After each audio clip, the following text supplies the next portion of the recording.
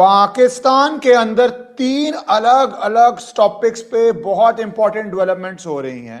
एक एक करते हम तीनों टॉपिक्स को आज डिस्कस करेंगे इन डेप्थ, अंदर की खबर कि वहां की आर्मी एस्टैब्लिशमेंट, वहां के पार्लियामेंट, वहां की लीडरशिप और वहां का सोसाइटी क्या सोच रही है और किस प्रॉब्लमों से जूझ रही है या क्या टूटने की कगार पे आ रही है। मैं पहला स्टेप इसके अंदर ये लूंगा कि वैसे तो प्रधानमंत्री भारत के इजराइल हैं, पर इसका पाकिस्तान में बहुत उबाल उठ रहा है, पाकिस्तान में बहुत रिएक्शन आ रहा है और ये रिएक्शन ऑफिशियल आ रहा है। और ये रिएक्शन ये है कि पाकिस्तान की सेनेट एक रेजोल्यूशन पास करती है, वो कंडेम करती है कि इजराइल के प्राइम मिनिस्टर नेतन्याहू ने भारत के साथ क्यों अलायंस करी है, और वो कहती है कि radical Shia axis of Islamic nations को काउंटर किस तरह किया जा रहा है, क्या नया ट्रेंड क्रिएट हो रहा है। ये सारी पाकिस्तान के अंदर बड़ी पॉलिटिकल डिबेट बन गई है, जबकि वैसे तो प्रधानमंत्री भारत के हैं, वो प्रधानमंत्री इजराइल से मिल रहे हैं।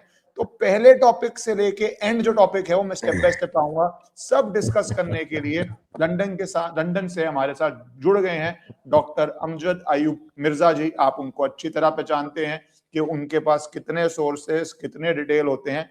पाकिस्तान की नब्ज गांव से लेके मिलिट्री एस्टैब्लिशमेंट तक उनके हाथ में है, तो ये सारे इश्यूज आज डिस्कस करेंगे। Thank you sir for joining. Thank you for having me sir. Thank you. तो सर इजराइल से शुरू करते हैं। भारत का प्रधानमंत्री एक इजराइल जाते हैं, वहां पे उनको बहुत सम्मान मिलता है, वहां की पार्लियामेंट को एड्रेस करते हैं, तो पाकिस्तान पार्लियामेंट में क्यों दर्द शुरू हो गया है? पाकिस्तान की पार्लियामेंट में दर्द नहीं शुरू हुआ, उनकी बला से मोदी साहब नेतन्याहू के पास जाएं या ट्रंप के पास जाएं या कहीं जाएं, वो पाकिस्तानी पार्लियामेंट या Pakistani senate is not an independent legislative body which is the purpose of a parliament to make legislations, right? तो वो उनको कोई परवाह नहीं है इस चीज से। ये उनको जीएचक्यू से जो हदायत आती है, जो जीएचक्यू कहता है कि ये लाइन लो, रेजोल्यूशन पास इस पे करो, उस पे करो, इधर जाओ उधर जाओ, ये फौज का बयान है जो through the mouth of parliament और सेनेट सुनाया जा रहा है। लाउड स्पीकर आगे इन्होंने सेनेट का लगाया है और पार्लियामेंट का लगाया है। टेप जो है वो फौज की चल रही है, रिकॉर्ड फौज का चल रहा है। बात यह है कि आपने जब वो लगाया और पढ़ा और उसमें एक लफ्ज आया शिया का, तो मुझे हंसी आ गई। हाँ, थैंक यू। ये देखें, इसमें मैं आपको यहीं से बता देता हूँ, फिर हम आगे बढ़ते हैं। Condemning Netanyahu plan. अच्छा, कोई ऐसा प्लान अभी तक तो हमारे सामने नहीं आया, या दिल्ली का प्लान के शिया रेडिकल शिया एक्सिस जो है वो काउंटर करने के लिए किया जा रहा है। सबसे पहले तो शिया को काफिर कहा पाकिस्तान में 1980s में कहा गया। शिया शिया काफिर काफिर शिया काफिर के नारे दीवारों पे लिखे गए, लगाए गए, और जियाउल हक के दौर में सबसे ज्यादा जो शिया मुसलमान थे पाकिस्तान के, उनको जेलों में डाला गया। हत्ता के बेनजीर भुट्टो भी शिया मुसलमान थी, उनको भी जेल में डाला गया और फिर मार भी दिया गया। तो ये शिया के खिलाफ जो अलायंस है, ये तो पाकिस्तान ने पैदा किया, सऊदी अरेबिया के साथ अलायंस बना के और देशों के साथ अलायंस बना के उन्होंने शियास के खिलाफ ये अलायंस बनाया। और पाकिस्तान के शिया और पाकिस्तान के सुन्नी दोनों बड़े होशियार हैं। शियों ने जाके ईरान से पैसा लेना शुरू किया और उन्होंने अपने आप को तगड़ा किया, और सुन्नियों ने सऊदी अरेबिया से पैसा लिया। तो मैं यहाँ किसी को भी वो हरी झंडी नहीं दे रहा। ये दोनों जो हैं, शिया हों, पाकिस्तान के रेडिकल जो टॉप पे बड़े मोटे मोटे बैठे हुए हैं इनके, या सुन्नी हो, ये सब एक ही थाली के चट्टे बट्टे हैं। पहली बात तो ये है। दूसरी बात ये है कि पाकिस्तान ने किया सऊदी अरेबिया के साथ डिफेंस पैक्ट, करते रहो डिफेंस पैक्ट। पहली बात तो ये, पाकिस्तान के पास डिफेंड करने के लिए क्या है? हिंदुस्तान के पास तो डिफेंड नहीं, देखो ना, हिंदुस्तान के पास तो डिफेंड करने के लिए एक बड़ी इकोनॉमी है जिसका वो दिफा कर रहे हैं मुसलसल, ठीक है। हिंदुस्तान के पास एक सॉवरन बॉर्डर है जिसका वो दिफा कर रहे हैं। हिंदुस्तान के पास एक 1.4 बिलियन की पॉपुलेशन है जिसका वो सेहत का दिफा कर रहे हैं, तालीम का दिफा कर रहे हैं, रोजगार का दिफा कर रहे हैं। दिफा के मायने बदल जाते हैं हिंदुस्तान में जब हम दिफा की बात करते हैं। पाकिस्तान किस चीज का दिफा करने करेगा? जो दिफाई मुआहदा किया उसने, सब धोखा, सब फ्रॉड, दुनिया के सामने, खास तौर पर दुनिया भी नहीं, अपनी अवाम के सामने एक चेहरा बना के रखने का कि देखो हमारे साथ सऊदी अरेबिया खड़ा है। तो भाई तुम्हारे साथ सऊदी अरेबिया खड़ा है, तो फिर हमारे साथ जो है वो यूएई आके खड़ा हो गया है। हमारे जो डील्स यूएई के साथ हो रही हैं वो तो 200 बिलियन डॉलर की ट्रेड तक बढ़ाने की बात हो रही है। वहां तो स्ट्रेटेजिक पार्टनरशिप की बात हो रही है, समझे कि नहीं? तो आज सूरत हाल ये है कि पाकिस्तान जो है मुकम्मल तौर पर डिनायल मोड में है। वो हकीकत को ना समझना चाहता है, ना देखना चाहता है, ना मानना चाहता है। तो इस सूरत हाल में मैं समझता हूं कि ये जो दौरा है, नेतन्याहू से मुलाकात की है मोदी जी ने, और जिस गर्मजोशी से आप देखें ना वहां पे बॉडी लैंग्वेज और वो इमोशनल एक्साइटमेंट जो है नेतन्याहू की और इजरायली केनेस्ट की जो है वो क्या नेतन्याहू वो पूरा नेहरू जैकेट, मोदी जैकेट, जिसका जो मर्जी आप बोले, वो पहन के मिलते हैं तो वो एक दिखाते हैं मैं रिस्पेक्ट दे रहा हूँ। हाँ पार्लियामेंट हाँ को एड्रेस करने के लिए कहते हैं रिस्पेक्ट दे रहे हैं। और बिल्कुल आपने सर अभी ना जो इनिशियल कमेंट में बोला, मुझे लगता है भारत में लोगों को ये बहुत ध्यान से सुनना चाहिए जब आपने यूएई की बात करी, क्योंकि एक अजीब सा एक्सेस बन रहा है यूएई, इंडिया, इजराइल, जो अलग अलग अब देश, कई देश हैं जो प्रोग्रेसिव होना चाहते हैं, इकोनॉमी बेस्ड होना चाहते हैं, मॉडर्न शहर होना चाहते हैं, और कई हैं जो जहालत में डूबना चाहते हैं, जो पाकिस्तान जिसका नुमाइंदा है। तो ये एक आपने जो यूएई पे हिंट किया, ये मुझे लगा बहुत इंटरेस्टिंग और बहुत इंपॉर्टेंट है ये बात। जी बिल्कुल। आप देखें कि इसमें यूएई के आने का मतलब है कि बाकी मुल्क भी आएंगे। यूएई के आने का मतलब है कि कतर भी आएगा, और मुल्क भी आएंगे। तो ये हम यहाँ पे इस्लाम का कोई ताल्लुक नहीं है बिजनेस की दुनिया में। हाँ जी, कर्जा हम यहूदियों से भी लेते हैं ना, आईएमएफ से लेते हैं ना कि नहीं? तो यहाँ पे इस्लाम का कोई ताल्लुक नहीं है कि ये हलाल कर्जा है और ये हराम कर्जा है। कर्जा किसी भी शक्ल में हो वो हराम है। मैं तो कर्जा मानता ही नहीं हूं। मैं तो कहता हूं अगर कोई पैसे मांग रहा है कि मुझे इतने पैसे उधार दे दे, अगर आप अफोर्ड कर सकते हैं उसको दे दें और कहें भाई ये मेरी तरफ से है। कर्जा कर्जा तो एक गुलामी का एक रिश्ता है। कर्जा, हम ना कर्जा देते हैं ना कर्जा लेते हैं। मतलब हम, अगर मैं हूं तो मैं ये कहूं। लेकिन बहरहाल चलो, वर्ल्ड इकोनॉमी है, चलती है, चलानी है, कहीं लेन देन करना पड़ जाता है, ब्रिजिंग लोन लेने पड़ जाते हैं, वो ठीक है अपनी जगह। लेकिन आपको मैं एक बात बताऊं कि ये शिया के खिलाफ कहते हैं एक्सिस बनने जा रहा है, राइट? और उसमें भारत शामिल है, राइट? हिंट ईरान की तरफ है, लेकिन नाम शिया लिया उन्होंने, लफ्ज शिया, यानी पूरे शिया सेक्ट को उन्होंने एड्रेस किया ना। तो मुझे ये बताया जाए कि मोहम्मद बिन कासिम क्यों आया था हिंदुस्तान? वो इसलिए आया था कि चेज कर रहे थे वो हजरत मोहम्मद सल्लल्लाहु अलैहि वसल्लम की फैमिली मेंबर्स को, जो बच गए थे हजाज में और यहां आ गए थे भाग के पनाह लेने। तो पनाह देने वाला कौन था? राजा दाहिर, जो बादशाह था सिंध का। तो वो कौन था? वो हिंदू था। उसने मुसलमान, शिया मुसलमानों को पनाह दी यहां। और मोहम्मद बिन कासिम के लोगों ने क्या किया कि राजा दाहिर की बेटियों को, बीवी को, उसकी औरतों को जो किया वो मैं लफ्ज नहीं करना चाहता, लेकिन उनको फिर ये लेके गए वापस हजाज, कैदी बना के, बांदियां बना के। ये है इनका किरदार और ये है उस हिंदू का किरदार। चलिए छोड़िए, इतिहास है, बहुत पुराना है। पता नहीं शायद डॉक्टर साहब बीच में अपना मिर्च मसाला भी लगा रहे हैं, तो आगे आ जाते हैं, 1971 पे आ जाते हैं। 1971 में बंगाल के शिया सुन्नी जो भी मुसलमानों के सेक्ट्स हैं, उनका कत्लेआम कौन कर रहा था? पंजाब का सुन्नी कर रहा था, पंजाब का मुसलमान कर रहा था, क्योंकि यही ईस्ट थे फौजी। पाकिस्तान, जी, आप ईस्ट बांग्लादेश की बात कर पाकिस्तान, रहे हैं। जी जी। तो उसमें यही थे, मुसलमान ही थे ना। हम्म। तो किसने मुसलमानों को बचाया? 30 लाख मुसलमान मार दिया, किसने बचाया? हिंदू ने बचाया। जो साला तुम्हें बचाता है उसको तुम कहते हो कत्ल कर दो, और जो तुम्हें मार रहा है उसके साथ तुम भाईबंदी करते हो। Jamaat Islami of Bangladesh and Pakistan. तो तुम्हें तो हर दफा मुसलमान, जब मुसलमान का कत्लेआम किया मुसलमान ने, तो हिंदू ने बचाया, क्योंकि यहां बात शिया की उन्होंने छेड़ी है, तो फिर आओ मजहब पर बात कर लेते हैं ना। मैं तो आपको पता है मजहबी आदमी नहीं हूं, मैं तो मजहब के बीच में बात नहीं, मैं तो पॉलिटिकल बात कर, लेकिन आपने चूंकि मजहब का आर्गुमेंट किया है पाकिस्तान की पार्लियामेंट ने, लिहाजा मैं आपको आपको दूध का दूध और पानी का पानी आपको आईना आईना दिखाना दिखा रहे बहुत जरूरी है पाकिस्तान को। हैं। अब ये कहेंगे डॉक्टर साहब पिछले गड़े मुर्दे क्यों उखाड़ रहे हैं, वो तो बांग्लादेश बन गया, ये हो गया, पता नहीं उस वक्त क्या हुआ क्या नहीं हुआ, आज तक हमीदुर रहमान कमीशन रिपोर्ट ही नहीं पड़ी। अच्छा भाई नहीं पड़ी, चलो अभी आ जाओ, 2026 में आ जाओ। अफगानिस्तान,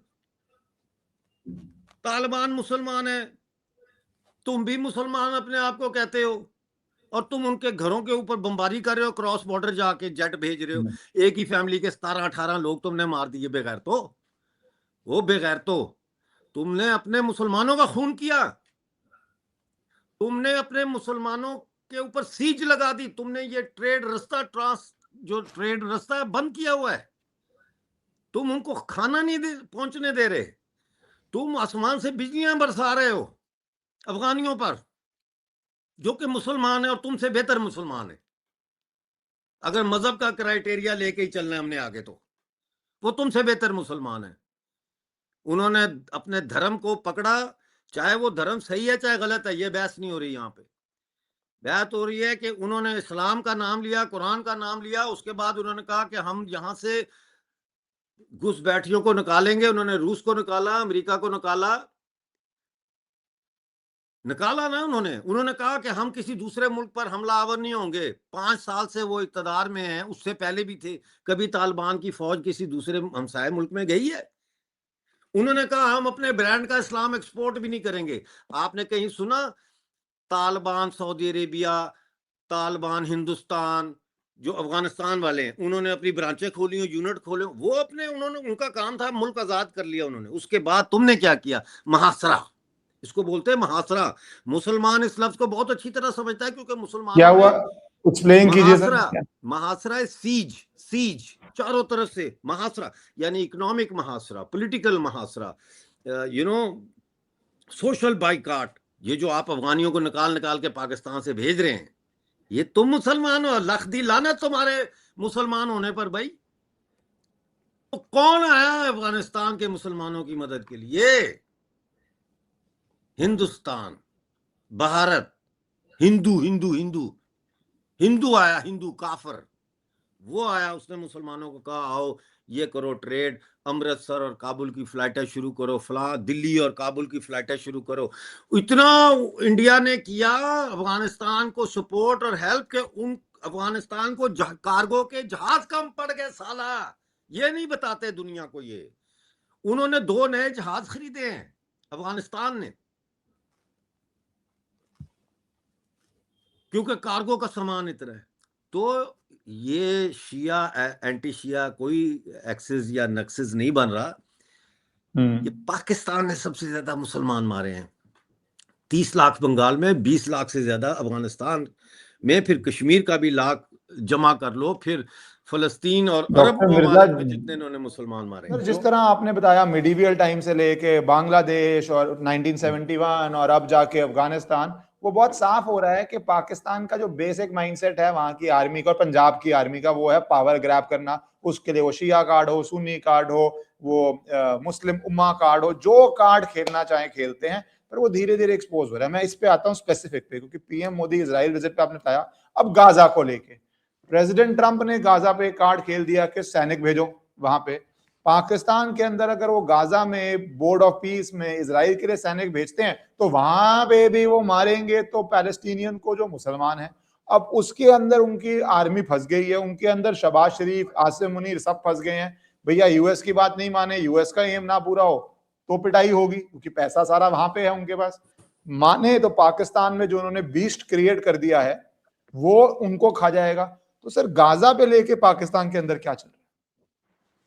देखिए, गाजा के अंदर पाकिस्तान को मार तो पड़ेगी दोनों तरफ से, इसलिए कि अब तक तो वो हमास को ट्रेनिंग देते रहे। PMA, Pakistan military academy Kakul, Abbottabad, जिसके पास से उसामा बिन लादेन पकड़ा गया था, वहां पे अभी भी हमास के लोगों की ट्रेनिंग हो रही है, बट बैज उन पे लगा था पीएलए, पैलेस्टीनियन अथॉरिटी का, कि जी ये वेस्ट बैंक के हैं, लेकिन हैं वो हमास। जब इजराइल हमला कर रहा था जवाबी गाजा पर, उस वक्त ये कहा, कई रिपोर्टें हैं जो कहती हैं कि आईएसआई वहां पे हमास को गाइड कर रही थी। अब इन्होंने पैंतरा बदल लिया, क्योंकि ये भाड़े के टट्टू हैं, अब इनको उधर से पैसा आ रहा है, तो अब ये क्या कर रहे हैं, अब ये इजराइल को तस्लीम कर चुके हैं। बोर्ड ऑफ पीस में शामिल होने का मतलब ही है कि आपने इजराइल को रिकग्नाइज कर लिया है। जरूरी थोड़ी ना कि आप साइन करें, एक्स्ट्रा मैरिटल अफेयर में साइन नहीं किए जाते, समझ आए ना? हाँ, एक्स्ट्रा मैरिटल अफेयर जो है वो ऐसे ही चलता है। तो हाँ, तो अब ये जाए वहां, ये नहीं, मुझे नहीं लगता पाकिस्तान फौज भेज सकेगा। सर आप पाकिस्तान के अंदर बहुत बड़ा हंगामा खड़ा हो जाएगा, इसीलिए वो कह रहे हैं चलो पुलिस ही भेज दो, अपनी पुलिस ही भेज दो, तुम्हारा एक हाजिरी हो जाएगी। जी सर मैं तो इसको एक्स्ट्रा मैरिटल अफेयर भी नहीं कहता, मैं तो कहता हूँ जैसे यहाँ रेड लाइट एरिया के अंदर प्रोस्टिट्यूशन होता है, तो पैसा मैं आया ले जरा लो। मुहज्जब, मैंने कहा थोड़ा मुझे पाकिस्तानी आर्मी का तो वो हाल हो हाँ गया है। अब हाँ आप सारी उम्र कहते रहे मुस्लिम, अब हमास को ट्रेन किया, उसामा बिन लादेन का, अब आपने, और आपने बात बिल्कुल सही कही, जब आप एक बोर्ड ऑफ पीस में इजराइल के इंटरेस्ट में जो बनी है मोटा मोटा यूएस और इजराइल के, उसका मेंबर बन जाते हैं, गाजा सैनिक भेजते हैं, चाहे वो पुलिसिंग ड्यूटी करे चाहे वो मिलिट्री ड्यूटी करे, वहां पे पुलिस मिलिट्री में कोई डिफरेंस नहीं है, तो वो आप बेसिकली तो अपने देश को पूरी अपनी विचारधारा के विपरीत प्रोस्टिट्यूट कर रहे हैं। बस अगर भेजना पड़ गया तो आपको लगता है पाकिस्तान के अंदर इसका जो रिएक्शन होगा वो ये आर्मी झेल नहीं पाएगी, क्योंकि इन्होंने भर भर के तो क्रिएट कर दिया है एक इजराइल के अगेंस्ट, भारत के अगेंस्ट प्रॉब्लम अंदर। डू यू थिंक ये पॉसिबल है, आई संभव है कि कुछ भी सैनिक भेज पाएंगे?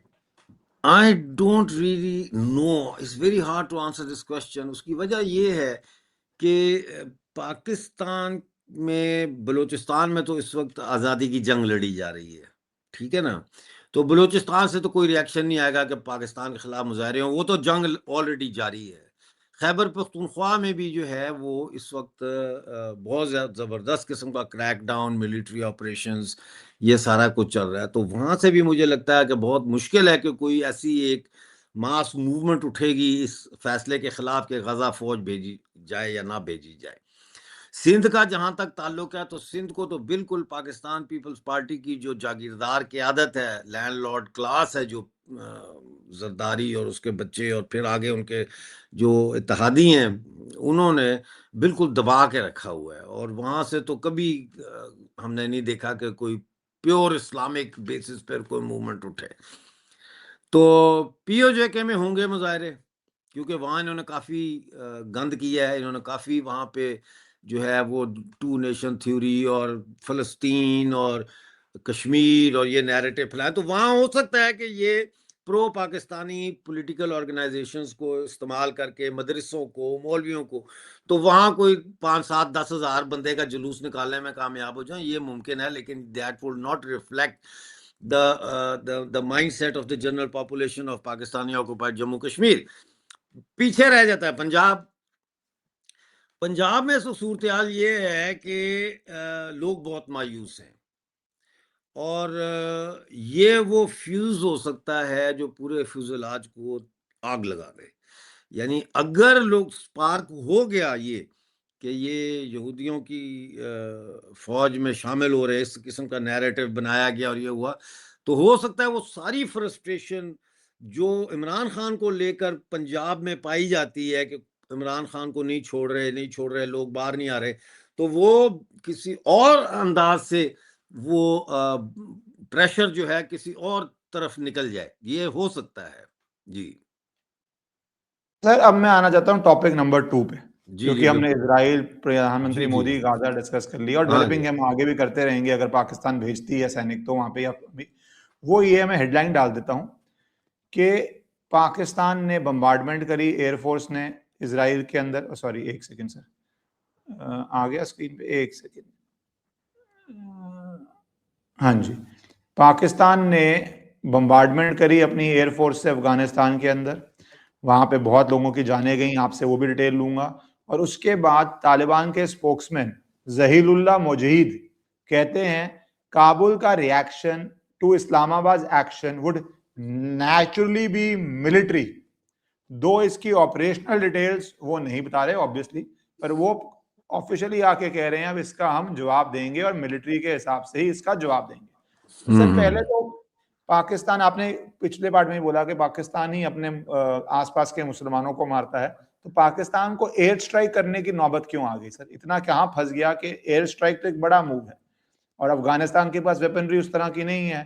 कई लोग ये भी कहते हैं कि उनको अपनी एयर डिफेंस कई देशों को शायद मदद करनी चाहिए, प्रोवाइड करना चाहिए, वो सब बात की बात है। तो एयर स्ट्राइक क्यों करनी पड़ी पाकिस्तान को? क्या हालत हो गई है कि एयर स्ट्राइक करने की जरूरत पड़ गई है? यहाँ 2-3 चीजें हैं जो पाकिस्तान हासिल करना चाह रहा है अफगानिस्तान के अंदर, उस पर भी बात कर लेंगे। और एयर स्ट्राइक का फौरी जो एक है मकसद कह लें, एम कह लें, या उसका बाय प्रोडक्ट कह लें। बाय प्रोडक्ट ज़्यादा बेहतर है क्योंकि एम ये नहीं है, ये एक है कि ये भी हो जाएगा। जैसे कहते हैं ना कि चलो यार बाजार चलते हैं तो वहाँ से हम कुछ सब्जी वब्जी खरीद लेंगे, तो बीवी कहती है हाँ ठीक है मैं भी चलती हूँ, गहने भी वहीं पे बिकते हैं, मैं अपने गहने भी ले लूँगी या मैं कोई साड़ी ले लूँगी, तो वो एक साइड पे ये भी हो जाएगा। तो हमला होता है। हमले से पहले पाकिस्तान की सूरत-ए-हाल ये होती है कि बलूचिस्तान में हेरफ 2 में 1000 से ज़्यादा पाकिस्तानी सैनिकों के मारे जाने की कन्फर्मेशन खुद चीफ मिनिस्टर पंजाब मरियम नवाज़ करती हैं। 13 के अंदर लोगों के घरों पे बमबारी हो रही है। इमरान खान की आँख का एक बहुत बड़ा मुद्दा खड़ा हो जाता है। लोगों को कुछ पता नहीं, उसकी फैमिली मेंबर्स को अभी तक मिलने नहीं दिया जा रहा, कुछ पता नहीं इमरान खान के साथ क्या हो रहा है। जिससे एक दफ़ा फिर पाकिस्तान का जो एक वो फैब्रिक है वो फट रहा है, ठीक है ना? तो हमला किया अफगानिस्तान पे ये कह के कि अफगानिस्तान ने दहशतगर्द भेजे, तो एक नेशनल कोहेजन यानी कि एक पूरी कौम को इकट्ठा नेशनलिज्म के उस पे, और आसिम मुनीर और फौज का जो हमेशा बयानिया इंडिया के हवाले से भी रहा है, वो अब अफगानिस्तान पे अप्लाई हो रहा है कि जी ये दफाई फौज है, हम दिफा करेंगे, हम ये करेंगे, हम वो करेंगे। तो वो कोशिश भी है इसमें एक कि किसी तरह पाकिस्तान को जोड़ के रखा जाए रिलीजियस नेशनलिज्म के नाम पे, जैसे पहले रखा गया। अब कहानी क्या है? कहानी ये है कि पाकिस्तान चाहता है कि अब, और चाहता था हमेशा से, कि अफगानिस्तान के अंदर एक pro Pakistan friendly, basically Pakistan boot लेकर गवर्नमेंट जो है वो अफगानिस्तान में हो। मतलब अगर मैं थोड़ा सा वो लूं इसकी, तो बुरे लफ्जों में ये है कि वो चाहते हैं कि अफगानिस्तान के अंदर जूते चाटने वाली, पाकिस्तान के जर्नैलों के जूते चाटने वाली सरकार बने। अब वो बन नहीं रही। बाहर से इन्होंने बड़ी कोशिश की, वो बन नहीं रही। इन्होंने ट्रेड बंद की। देखें 3 चीजें होती हैं हमेशा जो अमेरिका इस्तेमाल करता है किसी नेशन को, स्टेट को गिराने में या गवर्नमेंट को गिराने में। पहली होती है डिप्लोमेसी, वो इन्होंने कर ली। इनके दोहा में भी इजलास हो गए, सारा वो डिप्लोमेसी हो गई इनकी, वो कामयाब नहीं हुई। दूसरा होता है सैंक्शंस, ये रास्ते बंद करना, ये सारा करना, ट्रेड रूट, ये सैंक्शन ही है ना, अनअनाउंस्ड सैंक्शंस है ना ये। और तीसरा होता है जंग। मकसद तीनों का एक ही होता है कि आप हमारे जूते चाटें। अब ये जो हमला इन्होंने किया है, इससे पहले इन्होंने तैयारी की, और तैयारी इन्होंने ये की कि अफगान गवर्नमेंट के अंदर इन्होंने हक्कानी ग्रुप और दूसरे ग्रुप्स जैसे हैं इनके, जो इतने तालिबानी नहीं है उस तरह के, इनको इन्होंने, और पश्तून के मुकाबले में जो ये नॉर्दर्न अफगानिस्तान की कुछ हैं ऑर्गेनाइजेशंस, अमरुल्लाह साले है मेरा ख्याल है, और लोग हैं इनको, या जैसे अहमद शाह मसूद के लोग हैं, इनको पक्का कर रहे हैं, इनको तैयार करने की कोशिश कर रहे हैं, ये सुना जा रहा है। क्यों? क्योंकि इनके पास अब आखिरी हरबा ये है कि ये इनसाइड द गवर्नमेंट अंदर से तब्दीली लेके आए, और जब ये हमला करते हैं अफगानिस्तान पे, तो सबसे पहला क्वेश्चन जो होता है वो ये होता है कि अब क्या करें। जैसे हम पंजाब में पंजाबी लोग बोलते हैं ना, ओए हुण की करिए, वो तो आ गए चौधरिया ने तो डांगा कढ़ लिया, हुण असी की करिए। है ना। तो वहां पे फिर पंचायत बैठती है ना, पंचायत बैठती है। वो पंचायत में कुछ लोग कहते हैं ओ यार सुलह करो यार, मुकाओ काम, सुलह कर लो, छोड़ो मसले को। कुछ कहते हैं नहीं इन्होंने हमारी गैरत पे किया है, हम बदला लेंगे। कुछ कहते हैं यार अच्छा मतलब एक मुख्तलिफ होते हैं। तो अगर वो पंचायत किसी कंसेंसस पे ना पहुंच सके तो दुश्मन को मारने से पहले वो एक लड़ाई। दूसरे पे डंडा का निकाल लेते हैं। ये चाह रहा है पाकिस्तान अफगानिस्तान में कि इस इशू के ऊपर कि how to respond to Pakistan, you know, उस पर स्प्लिट लड़ाई हो हो जाए, जाए। आपस में फूट हाँ पड़ जाए, स्प्लिट हो अलग जाए। अलग विचार आ जाए। ये इन मैं कहता हूँ इन इस यही चाहते हैं ये, और कोई मसला नहीं। बाकी सब बकवास है कि दहशतगर्द आ गए तो चले गए तो ये हो गया तो वो हो गया। Nothing doing. या इंडिया से तल्लुकात उन्होंने बना लिया, ऑफ कोर्स इंडिया से तल्लुकात बनाए हैं। वही बात जो मैं पहले कर रहा था कि तुम काफिर बोलते हो, हिंदू बोलते हो, तो फिर हिंदू का खाते क्यों हो? क्यों खाते हो हिंदू का? सीधी बात है भाई। अगर एक ऐसी लोग हैं जो एक ऐसे धर्म में यकीन करते हैं जिसको तुम कहते हो कि ये अल्लाह का मुखालिफ धर्म है, हालांकि ये बिल्कुल झूठ है, तो तुम तो ये कह रहे हो कि इनको तो जिंदा रहने का हक ही नहीं है और वो तुम्हें खाना दे रहे हैं, तो फिर तुम सांप हुए जिसके बारे में कहा जाता है कि सांप को जितना मर्जी दूध पिलाओ ये आखिरकार तुम्हें डसेगा। इतनी सी बात है समझने वाली। तो सर अब जो रिस्पॉन्स आ रहा है वहां पे डरेंट लाइन पे अफगानिस्तान का, और आपने कहा अफगानिस्तान तालिबान ने कहीं एक्सपोर्ट नहीं किया, पर एक जगह छोड़ के पाकिस्तान में तो टीटीपी है जिसके अपने लक्ष्य हैं, जिसके अपने एम है टीटीपी के। तो सर अफगानिस्तान बॉर्डर पे आज हालात क्या है? क्या डरेंट लाइन हिलेगी, शिफ्ट होगी? किस तरह आप देखते हैं अफगानिस्तान बॉर्डर पे पाकिस्तान का? फिर मैं नेक्स्ट सवाल पे जाऊंगा जो नेक्स्ट रीजन है पाकिस्तान का। देखिए आज या कल, ठीक है ना, ये ड्यूरेड लाइन जो एक खूनी लकीर है ये मिट जाएगी और अफगानिस्तान और हिंदुस्तान का बॉर्डर एक हो जाएगा। ठीक है, ये मेरी एक prediction based on my you know analysis, my own analysis है। It could be wrong, it could be a shallow analysis, I don't know, लेकिन मेरा ये मानना है कि ये ड्यूरेड लाइन खत्म हो जाएगी और इंडिया और अफगानिस्तान का बॉर्डर हो जाएगा। पहली बात। दूसरी बात जो है वो टीटीपी की। देखें जब तालिबान पे अमेरिकन ने अटैक किया और तालिबान वहां से निकले तो ये जो बॉर्डर एरियाज हैं इनमें ये जो आज टीटीपी के लोग हैं, उस वक्त तो टीटीपी नहीं थी, इनके घरों में वो रहे, इन्होंने उनको पनाह दी थी, खाना दिया, रखा अपने पास, सारा कुछ किया, बचाया इनको, पाकिस्तान की आईएसआई से भी बचाया इनको, अमेरिकन से भी बचाया। आज वो पावर में आ गए, ठीक है ना। लेकिन तहरीक तालिबान अफगान तालिबान से इंस्पायर होकर जरूर बनी है। जैसे सोवियत यूनियन जब बना था तो 1920-21 में क्या हिंदुस्तान में बाल्शविकों को देख के कम्युनिस्ट पार्टी ऑफ इंडिया नहीं बनी थी?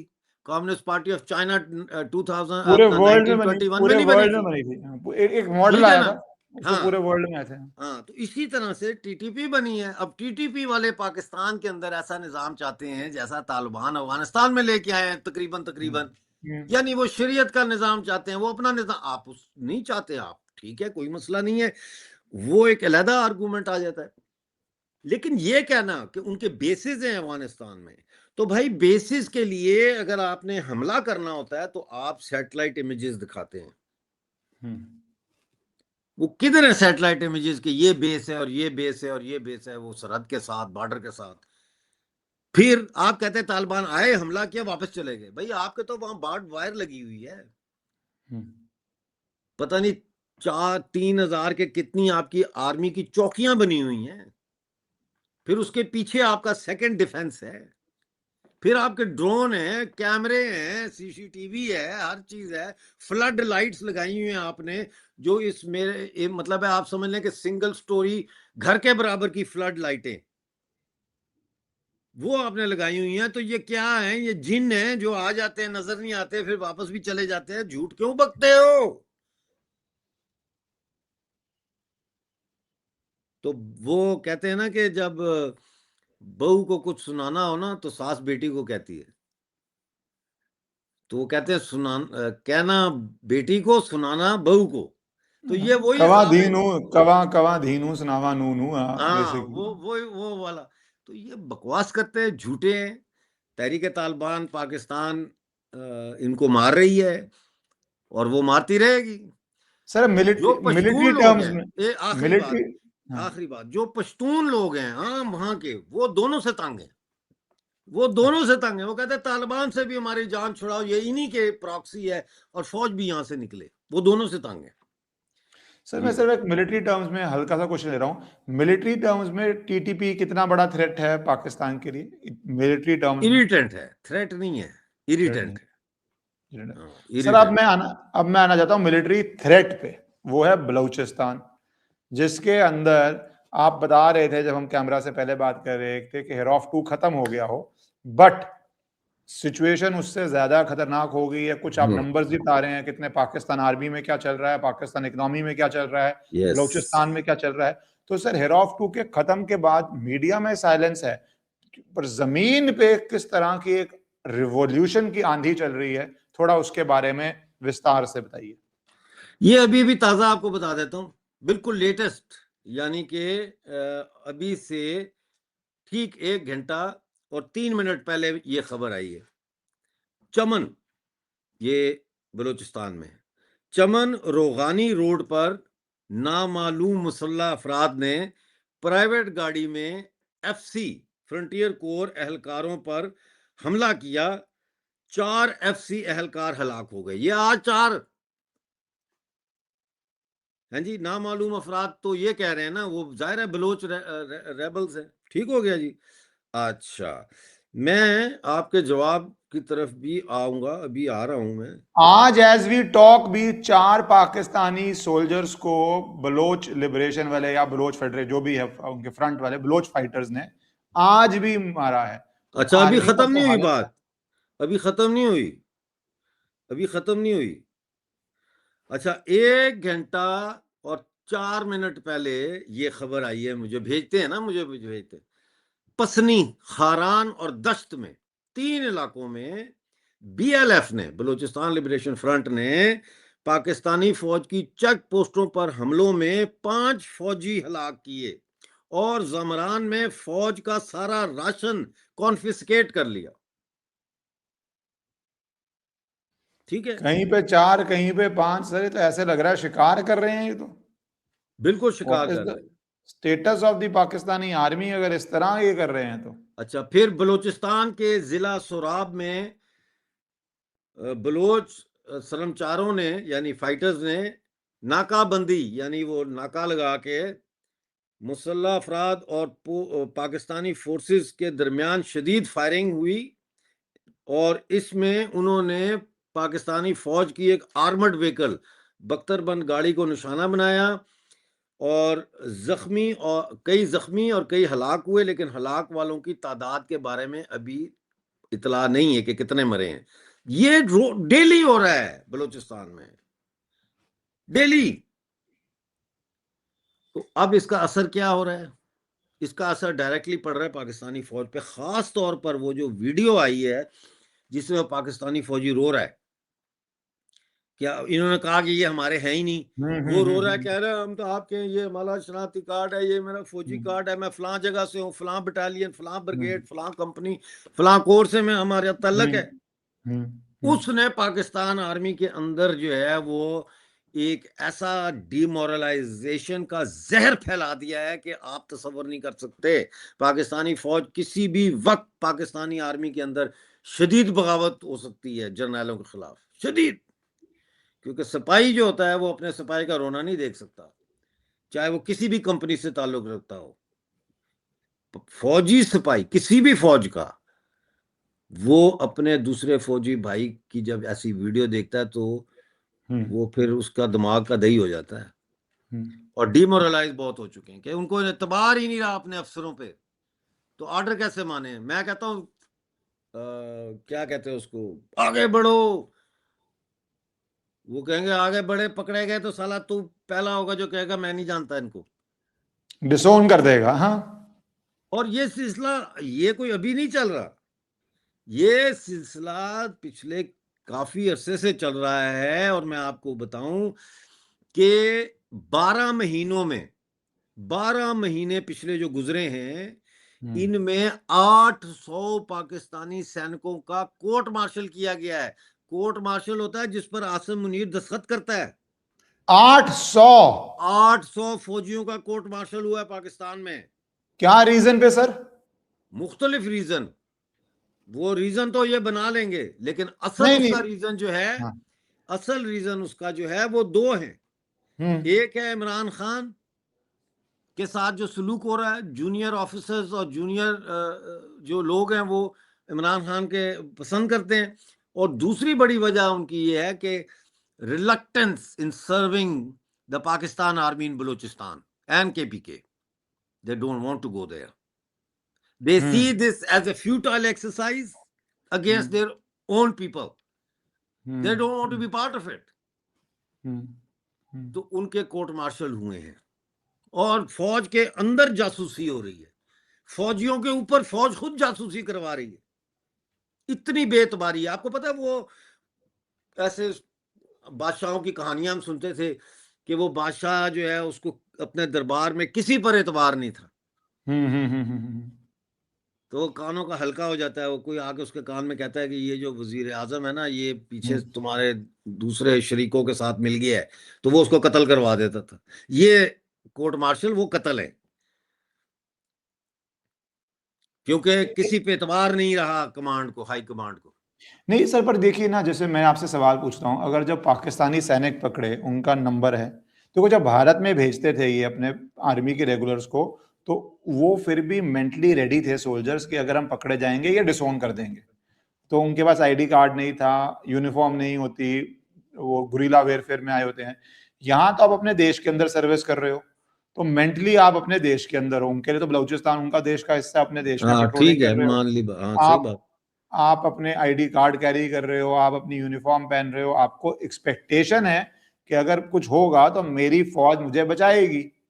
अब जब वो फौज नहीं बचाती, तो 25, 30, 50 हजार जो भी सैलरी होगी एक सैनिक की, फुट सोल्जर की, वो क्यों उस एरिया में जाए अपनी जान पे खेल के इतनी सी सैलरी के लिए, जहां पे उसके परिवार वाले, घर वाले उसको रोज गाली निकालते हैं, भैया तू यहां से निकल के मिडिल ईस्ट कहीं नौकरी कर ले तो ज्यादा पैसा कमा लेगा, और यहाँ पे तो तुझे पकड़ लिया तो तेरी आर्मी तेरे को बचाएगी भी नहीं। ऐसा ही है। पाकिस्तान ने ये क्यों डिसीजन लिया सर डिसोन करने का, और उनको छुड़वाने की कोशिश क्यों नहीं करी? पाकिस्तान ने सोचा होगा, देखिए मुझे नहीं पता इस बात का, लेकिन हो सकता है उन्होंने ये सोचा हो कि अगर हमने ऑन कर लिया तो बड़ी बेइज्जती हो जाएगी, तो इनको डिसोन कर देते हैं, ये तो मारे जाएंगे। देखो मेरी बात सुनो, ये जो पाकिस्तान के फौजी हैं ना, जो पकड़े हुए हैं 6-7 जितने भी, ये बलूचिस्तान में रहेंगे तो शायद ये जिंदा बच जाएं, वो उनको कुछ ना कहें और इनसे काम लें, यानी इनको कहें हमारे बंदों को ट्रेन करो या ये करो या वो करो, या भेज दें वापस। अगर भेज देते हैं तो भी ये नहीं बचते, पाकिस्तान आर्मी खुद इनको रास्ते में मार देगी और कहेगी ये बलोचों ने मार दिया, क्योंकि they don't want a living propaganda machine walking among the people telling them कि how pathetic the situation in Balochistan is, तो ये खुद ही मार देंगे। भाई आप पाकिस्तान आर्मी को क्या समझते हैं? प्रोफेशनल आर्मी नहीं है, ये मर्डरर्स हैं, ये रेपिस्ट हैं, ये माफिया है। और ये माफिया एक $100 बिलियन एनुअल इकोनॉमी चला रही है अपनी, इंडिपेंडेंट ऑफ पाकिस्तान इकोनॉमी। क्या बात करते हैं। हाँ जी। तो सर अब जब बलूचिस्तान में हिरौफ 2 भी खत्म हो गया, तब भी सैनिक कैप्चर होने, आपने एक दिन का ही पढ़ा कि कहीं पे 4 मारे, कहीं 5 मारे, आर्मर्ड व्हीकल अटैक किया, फूड ग्रेन्स को लिया। तो क्या पाकिस्तान स्टेट अब कितना, अगर आप 10 में से बोले 10 होता है, 10 में से 10 आप स्टेट के काबू में होते हैं कि आपके सिविल सर्वेंट्स काम कर पाते हैं, आपकी फौज छोड़िए, फौज की जरूरत ही नहीं पड़ती है, आपकी police law and order maintain कर रही होती है, सिविल सोसाइटी में कोई एक आध हमला हो जाए, बट कुछ ऐसा नहीं है कि आपको आर्मर्ड व्हीकल की जरूरत पड़ रही है, आपकी चौकियां खाली नहीं हो रही। हम पिछली बारी बात कर रहे थे हिरौफ 2 के बाद, तो आपने बताया किस तरह पुलिस स्टेशन को घेरते हैं, बलोचों को छोड़ते हैं और पाकिस्तानियों को पकड़ लेते हैं। तो आज की डेट में जब ये सब हो रहा है, आप अगर, और आपने ही बताया पिछली बारी के कुछ घंटों के लिए शहर भी कैप्चर कर रहे हैं, अलग अलग सिटीज में, नहीं कई दिन के लिए, कई दिन के लिए। अच्छा, दिन तक पहुंच गया सर। हाँ, मस्तूम के ऊपर इन्होंने 1 हफ्ते से ज्यादा कब्जा रखा है। खसदार ओह। पे कब्जा किया। हाँ, लंबा अरसा। हाँ, ऐसे नहीं है। हाँ जी। तो सर इस सिचुएशन में अब बलूचिस्तान में अगर 10 में से 10 मैंने बोला परफेक्ट सिचुएशन में सरकार काबू में है, तो आज 10 में से कितना परसेंटेज सरकार काबू में है? क्या हालात है पाकिस्तान के अंदर बलूचिस्तान को लेकर? देखिए, इस वक्त टेरिटोरियल अगर हम बात करें उसकी, तो 1,02,500 स्क्वायर किलोमीटर के ऊपर तो इस वक्त बलोच शर्मचारों का कब्जा है। 1,02,500 स्क्वायर किलोमीटर, ये 30% बनता है बलूचिस्तान का। इस पे तो बलोच शर्मचारों का कब्जा है। और रात को जो है वो तकरीबन यूं समझ लो कि शहर, बड़े शहरों को, छावनियों को छोड़ के बाकी पूरे बलूचिस्तान पे ही बलोच शर्मचारों का कब्जा होता है। इसीलिए रात को अब ट्रैवल बंद कर दिया है, ना कोई पैसेंजर कोच आती है जाती है, ना कुछ रात के टाइम ना, जब अंधेरा होना शुरू हो जाए और फिर सुबह तक।